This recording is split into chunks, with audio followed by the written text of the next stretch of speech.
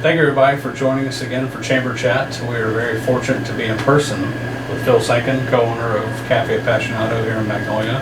And we just found out that we're Pfizer brothers, so that's always good. So Phil, thanks for the opportunity.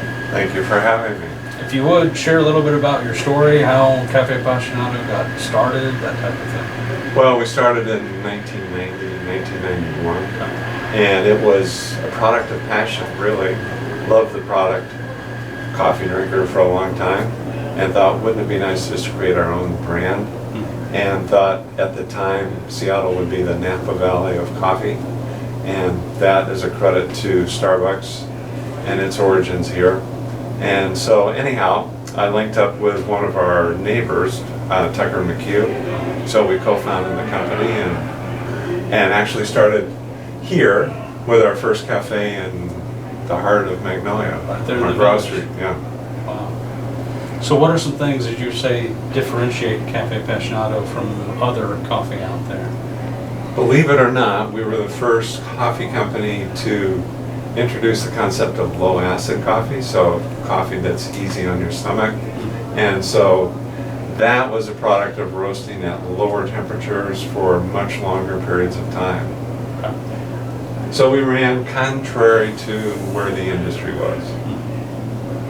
I also noticed when you walk into the place, and we're right across from Fisherman's Terminal if you've not been to their location, but right as you walk in, there's something there that you don't see very often. Can you explain that? Oh, sure. Well, if you come into our cafe and look to your right, behind glass, we have a roaster, which is a Probot roaster built in Germany probably 80 plus years ago. Wow. So it's historic in its own right. And we were the first company kind of in the, well, for sure in the Seattle area, but maybe even in the state, where you could actually see coffee being roasted. Now there are a number of places and that you can see that, but we kind of created that. Started right here in our own backyard. Right in Magnolia. Very cool. So what are some community programs that you and your business have supported over the years? Well, that was part of our business model from day one. So we have been involved in a lot of things over the years, and that ranges from schools, probably in part because our kids all went to school, elementary school in Magnolia, so that was a very strong involvement of ours. Little League sponsored a cafe team, churches, pretty much food drives, and I'd say in the last decade or so we've had a strong association with the Discovery School. Oh, okay. With the Native Americans, and so every Christmas we have a giving tree in the cafe, and people have been very generous coming in, grabbing names and desired wish for gifts. That's really cool. I love that. And I know that I've seen you several times in the Summerfest parade with the truck and I think floaties and stuff like that sometimes. So yeah, we've been a fixture as far as the parade is concerned. And I think, well, we have 3 daughters, and actually all 3 were Magnolia ambassadors, which meant they were involved in all the aspects of the summer festival. That's awesome. Very cool. So what are some things that you would point out that reasons why you chose to join the Magnolia Chamber, whenever that was? It's been before I came aboard, for sure. I think one of the when people look at a community that they want to live in, the businesses help make that community. Absolutely. They support all the things we just talked about. And if you can take your family or yourself down to the village or wherever it might be in Magnolia, it's so much easier than driving.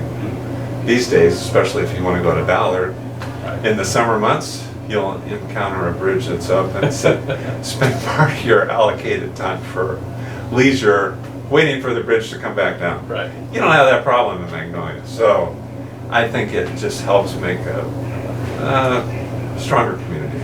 Absolutely.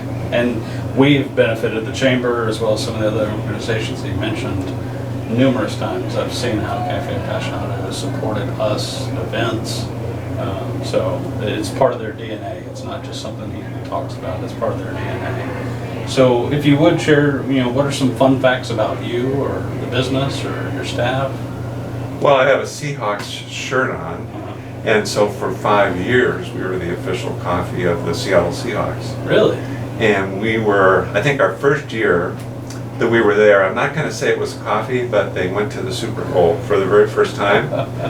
Unfortunately, the referees didn't go along with our plan, but we were there, and that was a great, fun experience. Wow, that's news to me. That's Yeah. awesome. Well, we will say that maybe the refs didn't have coffee themselves. I think that was a problem. Probably. Awesome. Well, Phil, for those who aren't familiar with location or how to find you online, socials, anything like that, how do they find Caffe Appassionato? Well, we're on the corner of 21st Avenue and Emerson, so if you're headed out towards Fisherman's Terminal, that's where we are. And the building's gonna look a little different in a few weeks as we get it painted, but you still will find us here. And when you come in, we bake our own pastries, roast our own coffee. I think you'll find people very connected to our customers, so we want everyone to have a good customer experience. Awesome. Thank you, Phil. Thank you, Mason. Thank everybody watching this Chamber Chat, and come on down and see the roastery right here, and bring the kids. It's pretty cool to watch. So Yeah, we're kid friendly. there you go. All right, Take care. thank you.